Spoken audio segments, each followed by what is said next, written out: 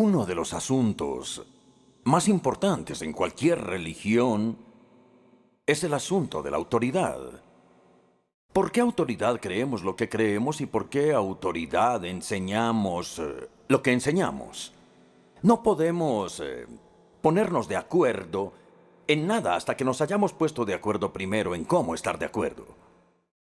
Además, tenemos que pensar en la autoridad de la Escritura contra el trasfondo de la crisis contemporánea de la autoridad. Hoy autoridad no es una palabra nada popular, eso no es necesario que lo diga. La gente busca la libertad y da por sentado que la libertad y la autoridad son incompatibles. Pensemos, por ejemplo, en la rebeldía contra la autoridad en el mundo secular. Por supuesto, ha habido muchas rebeliones y rebeldías que empezaron, supongo, con la desobediencia de Adán en el jardín del Edén. Pero quizá ninguna ha sido tan profunda y tan generalizada como la rebeldía que surgió en la década de los años 60, cuando el movimiento secular de la libre expresión estalló en la Universidad de California, en Berkeley. Y cuando los estudiantes franceses formaron barricadas en las calles de París.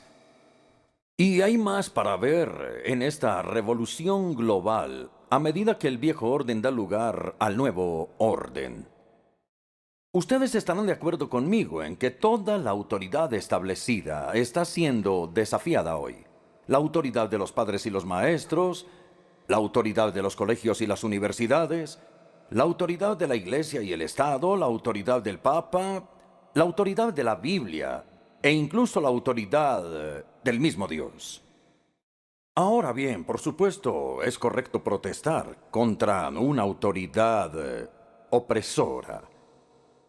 Pero la mente cristiana distingue entre tiranía por un lado y autoridad por el otro lado. La verdadera libertad combina la libertad de la tiranía con la libertad de estar bajo autoridad. Consideremos ahora la pérdida de una autoridad aceptada en la Iglesia. El clima contra la autoridad del que hemos estado hablando ahora se está infiltrando en la Iglesia. Y las raíces de esto se encuentran en la confusión teológica de las iglesias del mundo actual.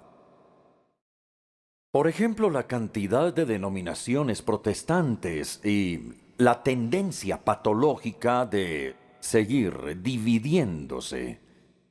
También las facciones competitivas de las iglesias antiguas del Occidente y del Oriente. O también la controversia sobre algunas iglesias del mundo que tienen una base doctrinal bastante buena, pero que es mínima.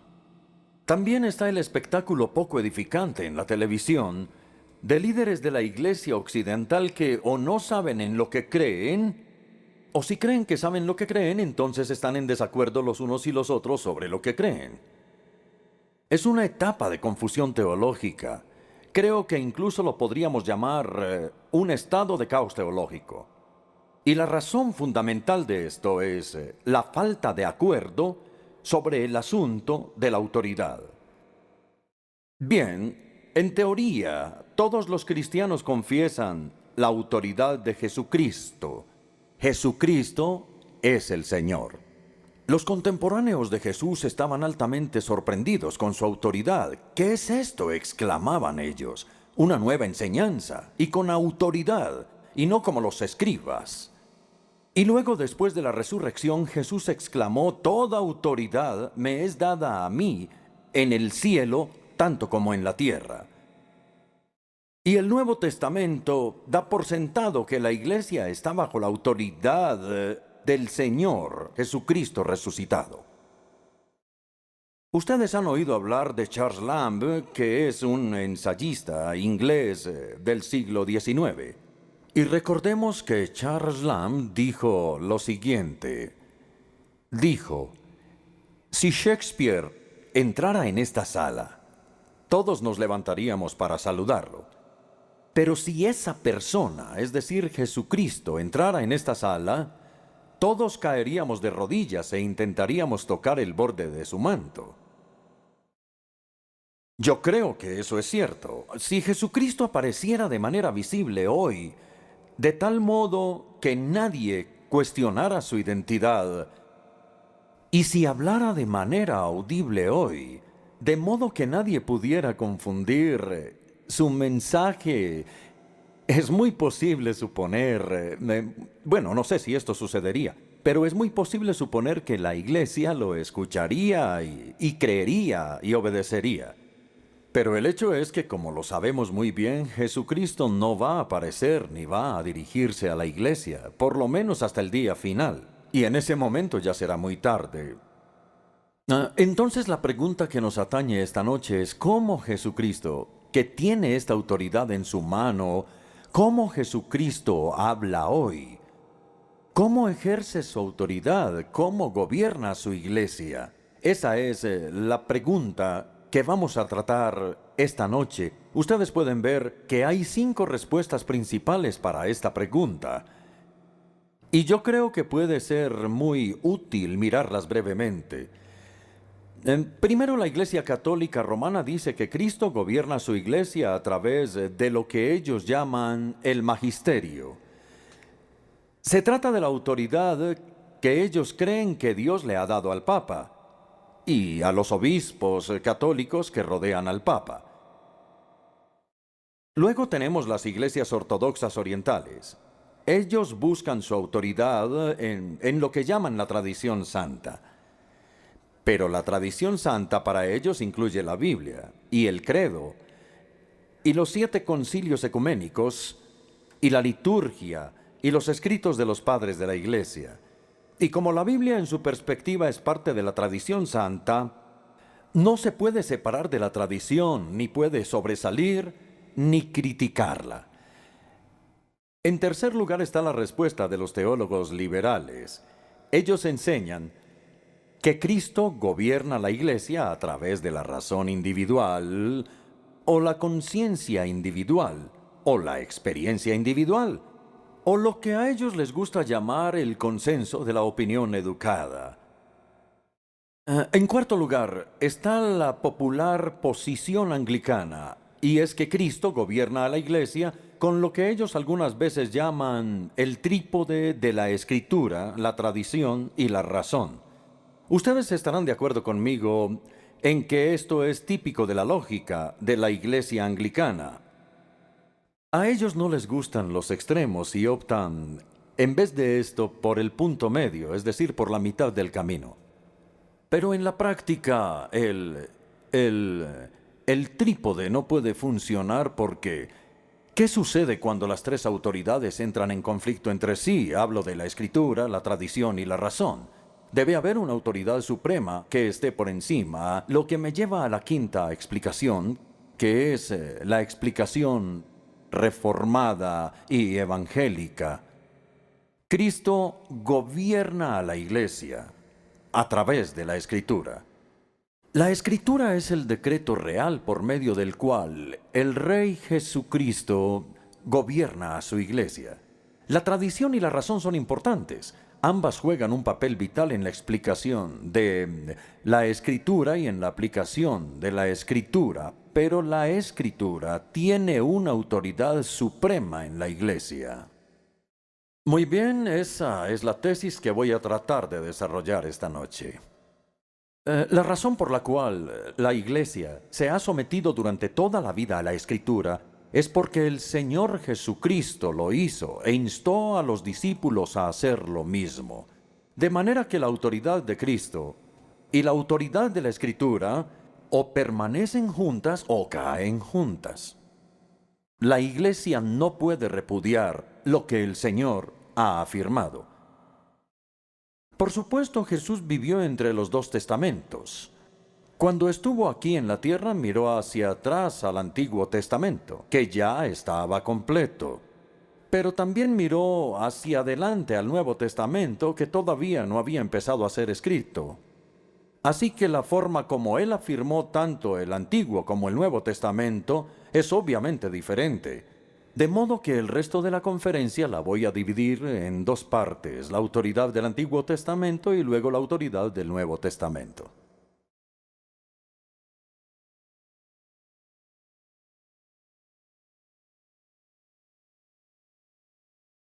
Consideremos por un momento la visión que tenía Jesús de la Escritura, como se ve en el uso que hizo de ella. Su sumisión personal a la Escritura del Antiguo Testamento se ve en tres esferas. Primero, se ve en su obediencia moral o en su conducta moral. Jesús estaba determinado a obedecer lo que se había escrito sobre él en la Escritura. Creo que no hay ejemplo más admirable que su encuentro con el diablo en el desierto de Judea, cuando fue tentado a dudar y a desobedecer a Dios. Y cada tentación, Jesús la enfrentó con una cita correspondiente de Deuteronomio 6 o Deuteronomio 8. Aléjate de mí, Satanás. Es lo que Jesús le dijo al demonio. Aléjate de mí porque escrito está, aléjate. Esa sola palabra griega, geograptai, quiere decir escrito está, era suficiente en sí misma. No había necesidad de discutir el asunto, no había necesidad de argumentar, no había necesidad de invitar al diablo a la mesa de negociaciones. El problema ya había sido resuelto por la Escritura, escrito está. Entonces, no desobedecerás porque escrito está en la Escritura. La subordinación voluntaria del Hijo de Dios a la palabra de Dios es demasiado significativa. Jesús mismo vivió bajo su autoridad moral por sí mismo. En segundo lugar, vemos su sumisión en su misión oficial, en su comprensión de lo que era su misión en el mundo. Los evangelios en realidad revelan cómo Jesús llegó a saber quién era, es decir, su identidad, o lo que había venido a hacer al mundo, su misión. Pero él debió haber entendido estas cosas quizás gradualmente, a través de la Escritura, a medida que Dios le hablaba a través de la Escritura y él meditaba en ella. Sus citas del Antiguo Testamento hacen que esto sea muy evidente. Jesús afirma ser tanto el Hijo del Hombre, de quien se escribe en Daniel 7, como el siervo sufriente del Señor, de quien se escribe en Isaías 53. Él afirma ser el Hijo del Hombre que aparece en Daniel, que vendría en las nubes del cielo, y a quien todas las naciones adorarían en su gloria. Y cumplió el pasaje del siervo sufriente del Señor que aparece en Isaías, que el siervo tenía que sufrir y morir por los pecados del mundo y luego traer luz a las naciones. De hecho, no sé si han observado que Jesús hizo lo que nadie había hecho antes, es decir, fusionar esas dos imágenes, la de el Hijo del Hombre que habla de su gloria y el siervo del Señor que habla de su sufrimiento. Y Jesús dijo que él debía entrar en su gloria como el Hijo del Hombre a través del sufrimiento. El Hijo del Hombre se irá, Marcos 14:21. El Hijo del Hombre se irá tal como está escrito de él. Así que esto explica el sentido de obligación que tenía Jesús de hacer lo que estaba escrito. Esto empezó cuando tenía 12 años, ¿recuerdan? Él dijo, ¿acaso no saben que en la casa de mi Padre debo estar? Y esto continuó durante su ministerio público, Marcos 8:31. El Hijo del Hombre tiene que sufrir muchas cosas y ser rechazado, y a los 3 días resucitar. Y esto continuó después de la resurrección. Él dijo en Lucas 24, todo lo que está escrito en la ley y en los escritos de los profetas debe cumplirse. ¿Por qué tenían que cumplirse estas cosas? ¿Cuál es la explicación a ese sentido de obligación que tuvo Jesús durante toda su vida? La respuesta es porque la Escritura lo dice, y él estaba determinado a obedecer lo que estaba escrito de él en relación con su misión. Así que de manera voluntaria y deliberada Jesús se puso a sí mismo bajo la autoridad de la Escritura. Estaba determinado a cumplir la Escritura en su misión y en los estándares morales de su conducta. Fue así como en el jardín de Getsemaní Pedro sacó su espada, la desenfundó en la noche y cortó la oreja derecha del siervo del sumo sacerdote. ¿Recuerdan lo que dijo Jesús? Le dijo que guardara su espada. Y luego le dijo, ¿acaso piensas que no puedo pedirle a mi Padre? Y Él me enviaría más de 12 legiones de ángeles. Pero, entonces, ¿cómo se cumplirían las Escrituras que dicen que así tenía que suceder? Para mí algo muy notable es que en toda su vida terrenal, desde sus 12 años y luego durante su ministerio público y después de la resurrección, Jesús sintió una obligación continua de la Escritura sobre él y mantuvo una determinación inquebrantable de hacer lo que estaba escrito de él en la Escritura. Hasta el momento hemos hablado de su sumisión en su conducta moral y en su misión oficial. Y en tercer lugar, en sus debates públicos. Cristo era controvertido. Participaba en debates constantes con los líderes religiosos de su época. Ellos en desacuerdo con él en desacuerdo con ellos. Y el punto es que en cada pregunta o en cada conflicto, Jesús veía la Escritura como el último tribunal de apelación. ¿Qué es lo que dice la Escritura? ¿Cómo es que la interpretan?, preguntaba. Y en especial él criticaba a los fariseos y a los saduceos. Criticaba a los fariseos porque le agregaban a la Escritura y criticaba a los saduceos porque le restaban a la Escritura. Ellos agregaban sus propias tradiciones. Y Jesús les decía, ustedes rechazan los mandamientos de Dios solo por seguir sus tradiciones. Ustedes ponen las tradiciones por encima de la Escritura y no deberían hacerlo. Luego criticaba a los saduceos porque le restaban el elemento sobrenatural. Ellos no creían en lo sobrenatural. Y Jesús les decía, ¿no es por esto que están ustedes errados? Ustedes ignoran las Escrituras y el poder de Dios. Entonces, en relación con el Antiguo Testamento, queda fuera de duda que el Señor Jesucristo se sometió personalmente a Él como la palabra de su Padre Celestial, en su conducta moral, en su misión oficial, en sus debates públicos. El hecho decisivo de él era lo que estaba escrito en la Escritura. Eso resolvía cualquier incertidumbre y no hay ningún ejemplo en el que Jesús contradiga la Escritura. Solamente hay ejemplos en los que cumple la Escritura. Y ya sé lo que muchos están pensando. Se deben estar preguntando qué hay acerca de las 6 antítesis del Sermón del Monte, cuando él decía, ustedes oyeron que fue dicho, pero yo les digo algo diferente. Es importante que entendamos primero que Jesús no estaba contradiciendo a Moisés. Él nunca contradijo a Moisés. Él estaba contradiciendo las distorsiones y todas las perversiones que los escribas hicieron de Moisés. Él contradecía no lo que estaba escrito en la Escritura, sino lo que se había dicho, la tradición oral. Así que la evidencia de los evangelios no se puede contradecir. El corazón, en mente y en vida, Jesús se sometió humildemente al Antiguo Testamento, como la palabra de Dios escrita. Como Él lo hizo, nosotros debemos hacerlo. En la pantalla verán que hay 2 maneras posibles de escapar de la lógica que hemos tratado de desarrollar hasta ahora. La primera ruta posible de escape es decir, bueno, pero es que Jesús estaba equivocado. Él pensaba que la Escritura era la palabra de Dios, que tenía autoridad, que era inspirada y que era infalible, pero estaba equivocado. Él estaba encarcelado por la encarnación en la mentalidad limitada de un judío del primer siglo. Entonces, claro que creía en la autoridad de la Escritura. Todos los judíos contemporáneos creían en la autoridad de la Escritura, pero como ellos, él estaba equivocado.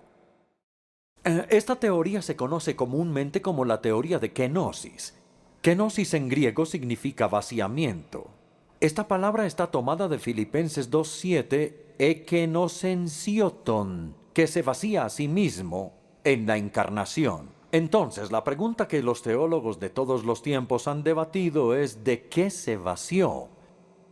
Los eruditos liberales dicen, bueno, si no se vació de su deidad, por lo menos se vació de su conocimiento sobrenatural y como él se vació fue de eso, es entendible que haya cometido errores. Y entre los errores que cometió está la perspectiva errónea de la Escritura. Ahora pensemos cuidadosamente en esto. Es verdad, hasta donde podemos decir, que durante su vida en la tierra Jesús no era omnisciente. Por lo menos hacía preguntas, lo que sugiere que él no sabía la respuesta. De otra manera no habría tenido mucho sentido hacer preguntas como ¿cuál es tu nombre? Pero lo más importante es que él específicamente dijo que no sabía la fecha de su venida. Él dijo que los ángeles no sabían, que los seres humanos no sabían y que él no sabía, que solo el Padre sabía cuándo él regresaría. Entonces, lo que es notable sobre la declaración de Jesús es que él sabía lo que no sabía. Él no era ignorante de su ignorancia. Así que como sabía los límites de su conocimiento, él permaneció dentro de ellos y no se salió de ellos. Él enseñó solo lo que su padre le dijo que enseñara y por consiguiente no cometió errores.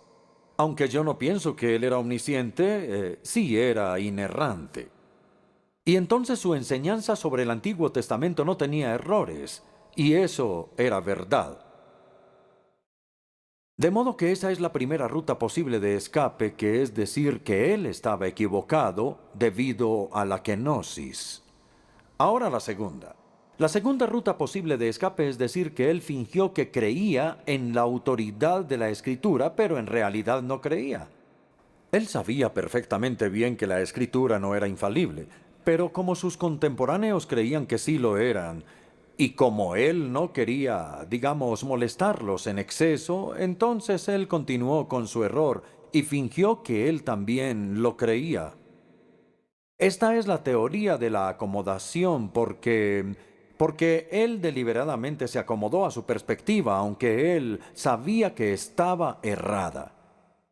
Pero esta teoría, como espero que ustedes estén de acuerdo conmigo, es intolerable. Atribuirle a Jesucristo el engaño consciente es una calumnia a su propia integridad.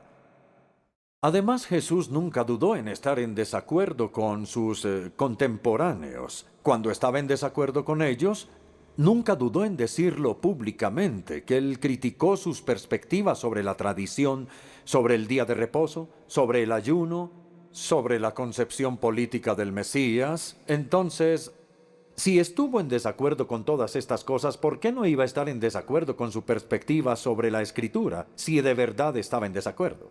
Además, la teoría de la acomodación hace a Jesús culpable del pecado que él más detestaba, y es el pecado de la hipocresía, pretender creer lo que uno no cree. Vamos a recapitular sobre lo que hemos dicho hasta este momento. Hay dos intentos de ruta de escape y ambas declaran que la enseñanza de Jesús estaba errada.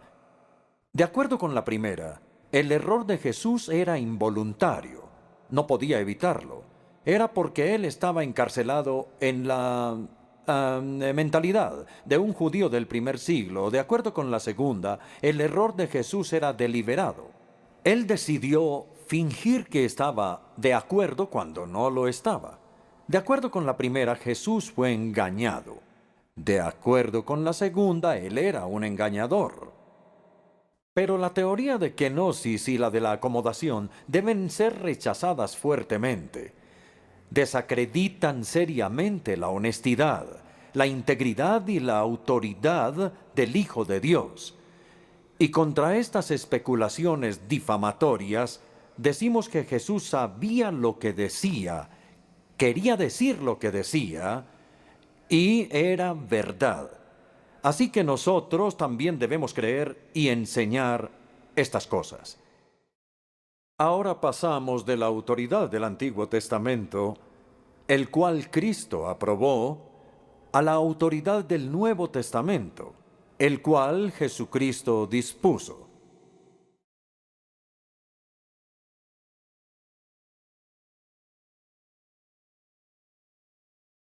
El argumento es el siguiente. Jesús no solamente previó las escrituras del Nuevo Testamento, paralelas a las escrituras del Antiguo Testamento. Él no solo las previó, sino que era su intención que se escribieran. Y por la misma razón, hizo que se registraran y se interpretara lo que Dios estaba haciendo a través de Cristo. Entonces Él dispuso estas escrituras al nombrar y equipar a los apóstoles. Y la naturaleza y función de los apóstoles es realmente crucial para entender este argumento. Consideremos ahora la palabra apóstolos, que es la palabra griega de apóstol. El verbo apostolain significa enviar, y entonces el sustantivo apóstolos significa aquel que es enviado, y se utiliza en el Nuevo Testamento de tres maneras bien distintas. Y tenemos que entender esto. Una sola vez y solo una vez se refiere a todo el pueblo cristiano. Todos los discípulos de Jesús son de alguna manera apóstoloi, enviados al mundo.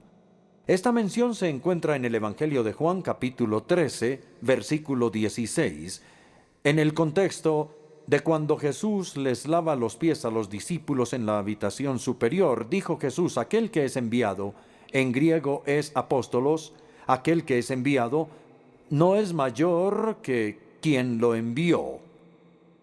Así que todo esto en un sentido es parte de la misión apostólica de la Iglesia. Jesús dijo: así como el Padre me ha enviado a mí al mundo, así los envío yo al mundo. Todos somos enviados al mundo a testificar y a servir, y en ese sentido todos somos apóstoles. Todos compartimos la misión apostólica de la Iglesia, que es compartir el Evangelio con el mundo. Pero 2 o 3 veces la palabra apóstolo se utiliza con respecto a los apóstoles de las iglesias.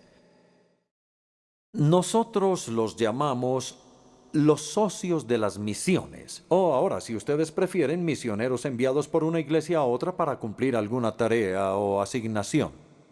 En 2 Corintios 8:23, Pablo se refiere a ciertos hermanos como representantes de las iglesias. Esa, si no estoy mal, es la Nueva Versión Internacional, pero la palabra en griego es apóstoles de las iglesias.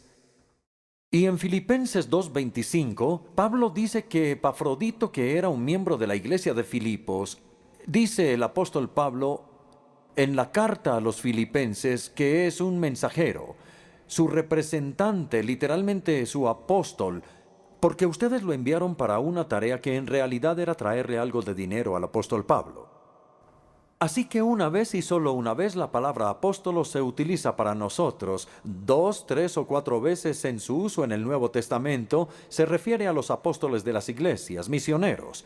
Pero el abrumador uso de la palabra se refiere a ese grupo único que usualmente llamamos los 12 apóstoles, a quienes Pablo y Santiago y el líder de la iglesia en Jerusalén se sumaron después. Estos eran los apóstoles de Cristo, no apóstoles de las iglesias, sino enviados por el mismo Jesús. Para entender la importancia de esto, vamos a considerar el doble trasfondo de la palabra apóstolos. Por un lado, el trasfondo profético y por otro, el trasfondo rabínico. El apóstol era el equivalente de ambos en el Nuevo Testamento. Tomemos los profetas del Antiguo Testamento. Los profetas se describen como enviados por Yahvé. Yo te envío, le dijo Dios a Moisés. Y le dijo a Isaías: ¿a quién enviaré? ¿Quién irá por nosotros? E Isaías dijo: aquí estoy yo, envíame a mí. Y esa fue exactamente su comisión como profeta.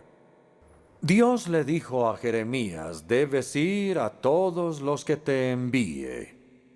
Y de nuevo a través de Jeremías, Dios dijo a los israelitas día tras día: Una y otra vez les envié a mis siervos los profetas.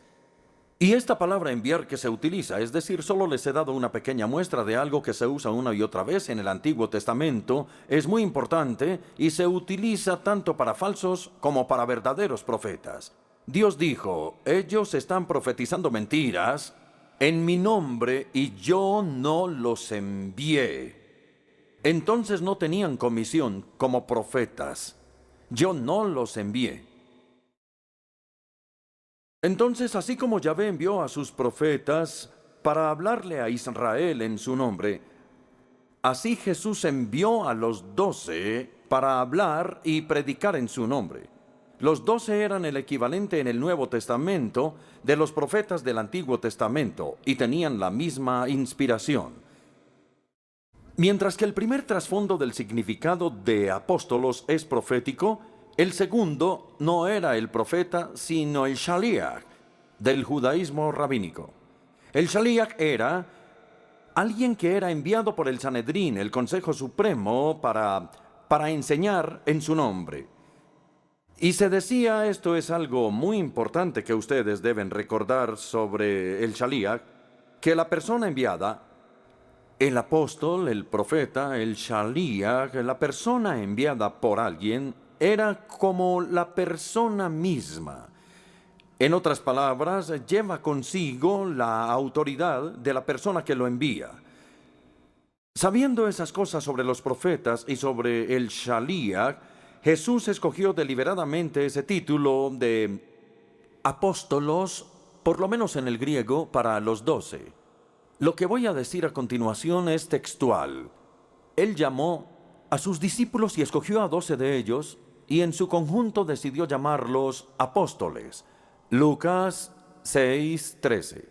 Entonces ellos eran sus voceros, sus embajadores, eran sus representantes autorizados, sus apóstoles enviados por él a este mundo. Él los envió diciendo, aquel que los escucha a ustedes, me escucha a mí, porque ustedes llevan mi autoridad. Aquel que los recibe a ustedes, me recibe a mí. Aquel que los rechaza a ustedes, me rechaza a mí. Y como veremos en un momento, agregó Pablo luego a Santiago. Ahora es importante entender la triple, quizá la cuádruple singularidad, pero dejemos el cuarto punto para después. Entonces, la triple singularidad de los 12, de los apóstoles de Jesucristo, la primera fue el nombramiento personal y la autorización por parte del mismo Jesús. Vimos cómo escogió a los 12 y vimos luego cómo les dio su autoridad. Luego, en el camino a Damasco, que no solamente es la conversión de Saulo, sino la comisión de Saulo, el Jesús resucitado le dijo a Pablo, «Ecoapostelosi, yo te nombro apóstol, yo te hago un apóstol, yo te envío como apóstol», y él fue el apóstol de los gentiles. Y en 9 de las 13 cartas de Pablo, él empieza diciendo, Pablo apóstol, de acuerdo con la voluntad de Dios o de acuerdo con la orden de Dios. Ahí está el nombramiento personal y la autorización por parte de Jesús. En segundo lugar, ellos debían haber tenido una experiencia de testigos oculares de Jesús. Jesús nombró a los 12 para que ellos pudieran estar con él. Marcos 3:14 les dio inigualables oportunidades de escuchar sus palabras, de ver sus obras y luego de ser testigos de lo que habían visto y oído.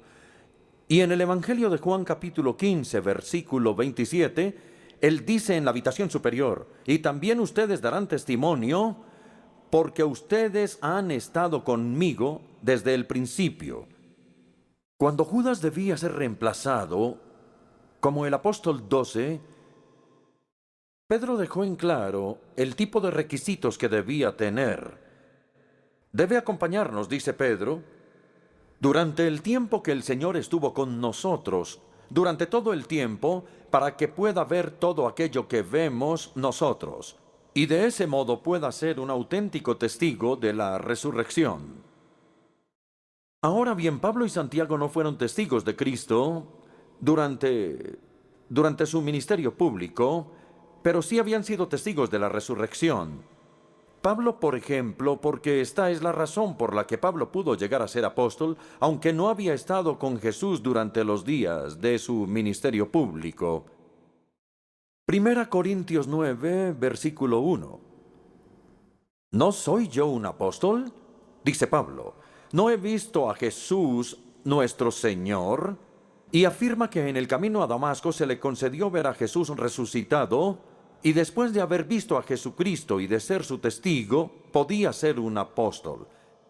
Nuevamente en 1 Corintios 15, versículo 8 dice, y por último, hoy menciona una lista. Ustedes recuerdan de los apóstoles, y por último, se apareció ante mí, el más insignificante de los apóstoles. Entonces en ambos versículos relaciona directamente ser un apóstol y haber visto a Jesús. Y esa es la razón por la cual tenemos que tener el valor de decir que no hay apóstoles en la iglesia de hoy.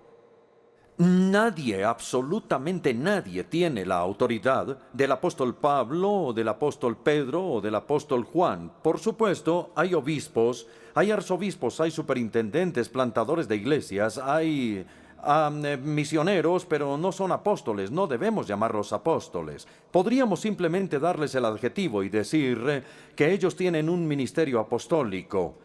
Pero yo les he dicho a veces a mis amigos carismáticos, ¿ustedes creen que hay alguien en la iglesia de hoy que tenga una autoridad comparable con la autoridad de Pablo, de Pedro y de Juan? Y por supuesto dicen, no, por supuesto que no.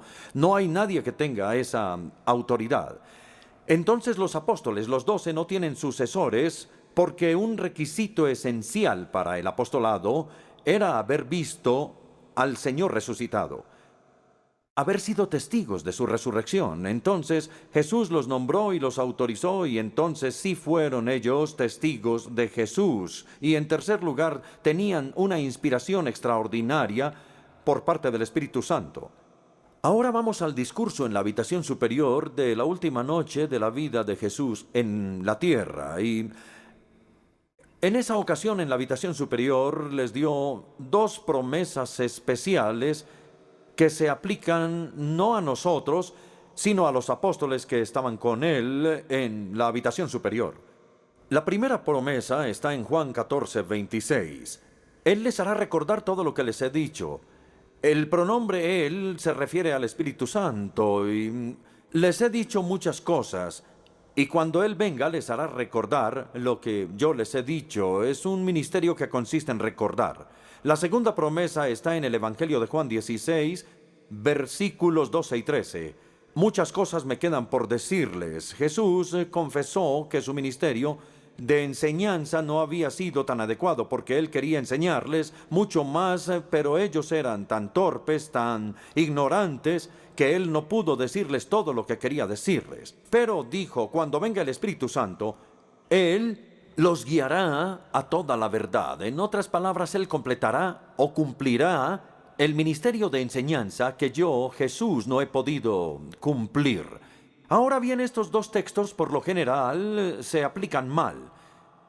Se aplican mal porque se aplican a nosotros. Por ejemplo, he escuchado a cristianos que me dicen, yo tengo mala memoria, pero el Espíritu Santo me va a recordar, me va a ayudar en esta tarea de memorizar la Escritura. Bien, uno podría decir que es un significado secundario o terciario, pero no es de lo que Jesús estaba hablando en ese momento.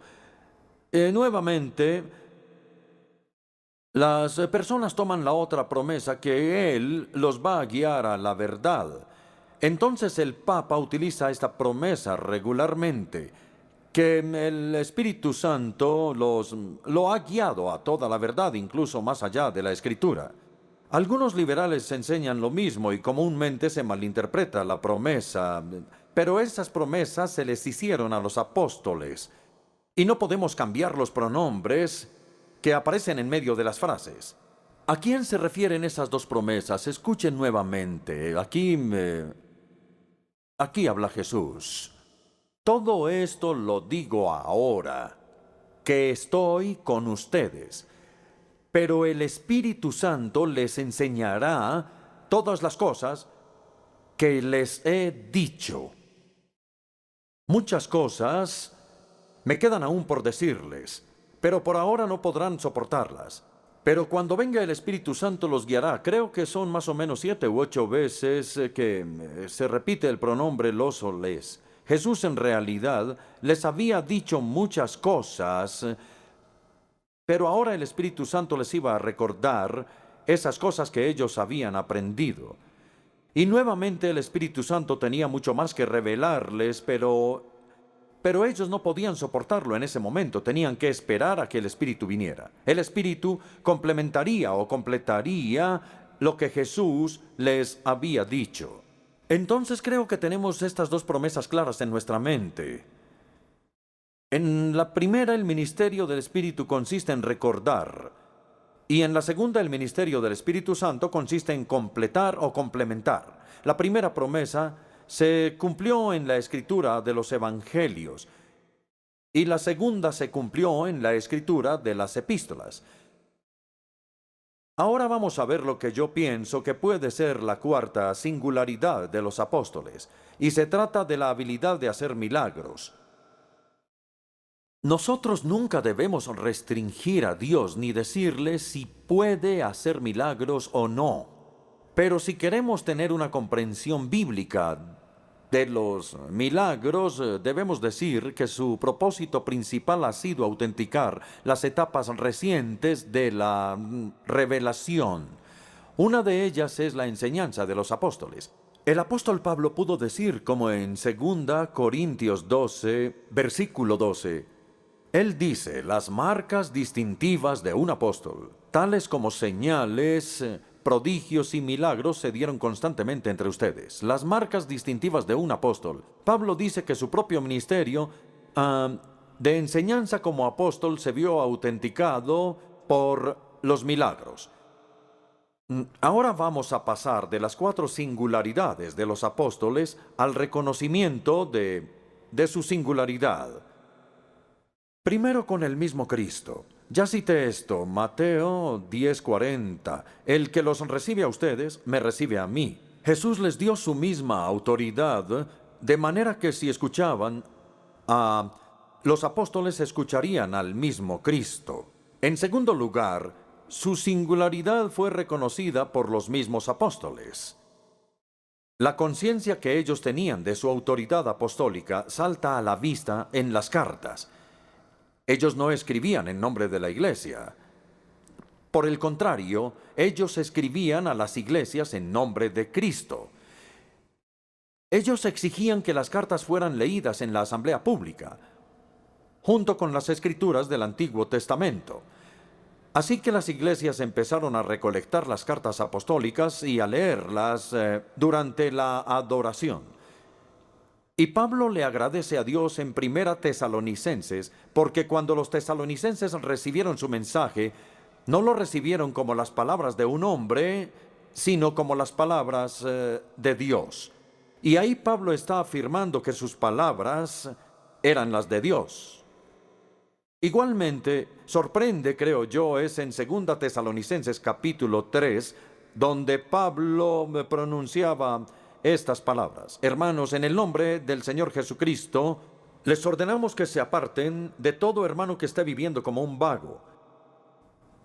Y si alguno no obedece las instrucciones de esta carta, y nosotros nos preguntamos, pero ¿quién es este que está dando órdenes y que espera que se le obedezca? No hay nadie en la iglesia de hoy que tenga una autoridad comparable a esa. Pero Pablo utilizó esas palabras porque creía que tenía la autoridad de un apóstol. Ahora vamos a Gálatas 4, 14, 15, que en mi opinión es el más extraordinario de todos. Como bien saben, les escribió a los Gálatas, como bien saben, la primera vez que les prediqué el evangelio fue debido a una enfermedad. No sabemos qué enfermedad. Algunas personas creen que le dio malaria en los pantanos de Panfilia y que cuando llegó a las montañas estaba enfermo. Le había afectado los ojos y lo había desfigurado. Y entonces él les dice, si ustedes hubieran podido, me habrían dado sus propios ojos, me habrían hecho un trasplante de ojos. En todo caso, mi enfermedad fue una prueba para ustedes, tal vez porque lo había desfigurado. Pero no me trataron con desprecio ni desdén, al contrario, me recibieron como un ángel de Dios, como si se tratara de Cristo Jesús. Yo creo que esto es lo más sorprendente. Él no los reprendió por tenerlo en alta estima. No, ellos tenían razón en pensar que él tenía la autoridad de Jesucristo, porque ellos eran los apóstoles de Cristo. Ellos eran sus representantes, sus plenipotenciarios. Así que la autoridad única de los apóstoles fue reconocida por los apóstoles mismos. En tercer lugar, fue reconocida por la iglesia primitiva. Ellos creían que cuando la era apostólica llegó a su fin y el último de los apóstoles murió, ellos entraron en una situación nueva juntos. Y yo creo que el mejor ejemplo de esto es el de un hombre llamado el obispo Ignacio. Los eruditos dicen que este hombre vivió en el año 110 después de Cristo y que era obispo de Antioquía. Él fue condenado a muerte como cristiano. Y cuando iba camino a Roma desde Antioquía para ser ejecutado, y cuando iba camino allá, que obviamente tomó varias semanas, él escribió un total de 7 cartas que han sobrevivido a los romanos, a los tralienses, a los esmirneos y a otros. Y esto es lo que el obispo Ignacio escribió varias veces en sus cartas. No les doy mandamientos como Pedro o Pablo, porque yo no soy un apóstol, sino un hombre condenado. Ahora bien, él era obispo de la Iglesia de Dios. Fue una de las primeras evidencias de lo que llamamos un episcopado monárquico. Pero él dijo, no soy un apóstol, no tengo la autoridad de los apóstoles, y no les puedo dar mandamientos como ellos. Entonces, en las primeras batallas con los herejes, los padres de la iglesia como Tertulio e Irineo apelaron a la enseñanza de los apóstoles. Y también lo hizo Atanasio en su apología de los arrianos. Ahora creo que debemos considerar el canon del Nuevo Testamento y por qué llegó a establecerse. Este no fue finalizado hasta casi la mitad del primer siglo, pero el solo hecho de que la Iglesia haya cerrado el canon y que tuvieran la necesidad de cerrar el canon muestra que trazan una línea clara entre la era apostólica y el período post-apostólico.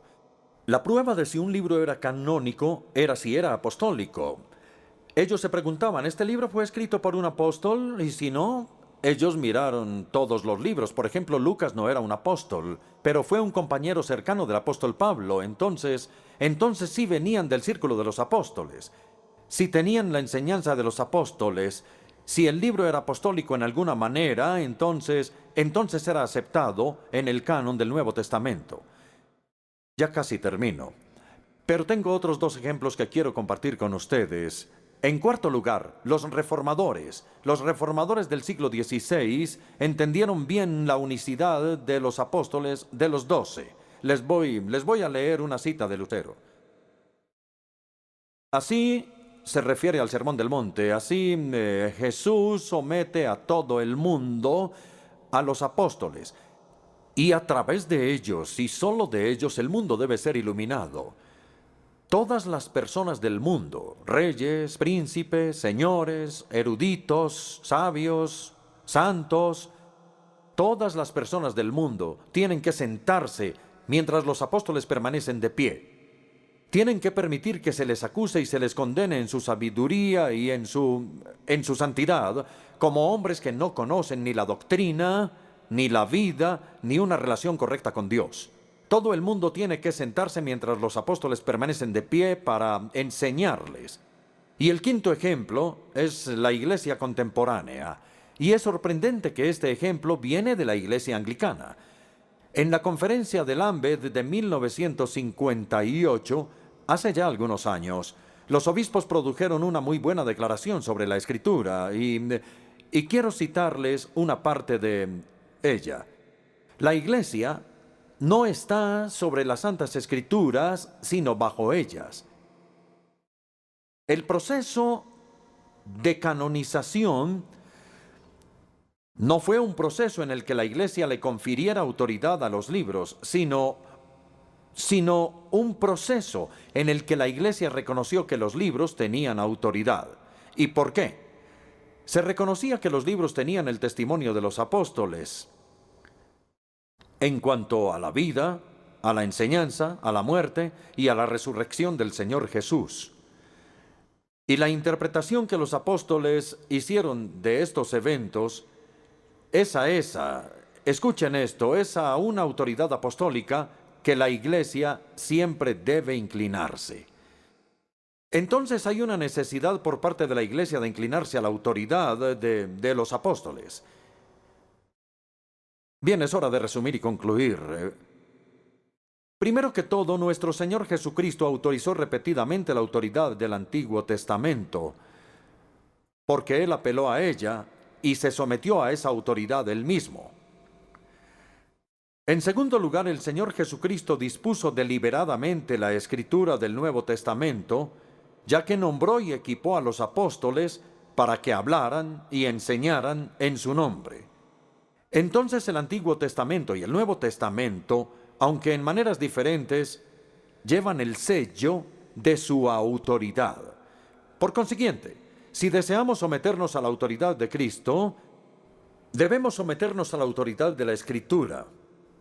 Si deseamos escuchar la voz de Cristo, debemos escuchar la Escritura a través de la cual Él habla, porque la autoridad de la Escritura lleva consigo la autoridad de Cristo. La última pregunta que debemos hacernos esta noche, y la última pregunta ante toda la iglesia hoy es ¿quién es el Señor? ¿La iglesia es el Señor Jesucristo? ¿Y tiene el poder de editar y manipular su enseñanza? ¿O es Jesucristo el Señor de la iglesia? Y entonces la iglesia debe obedecerle. Y como Jesucristo es el Señor, no debemos tener ninguna duda sobre la respuesta a esta pregunta.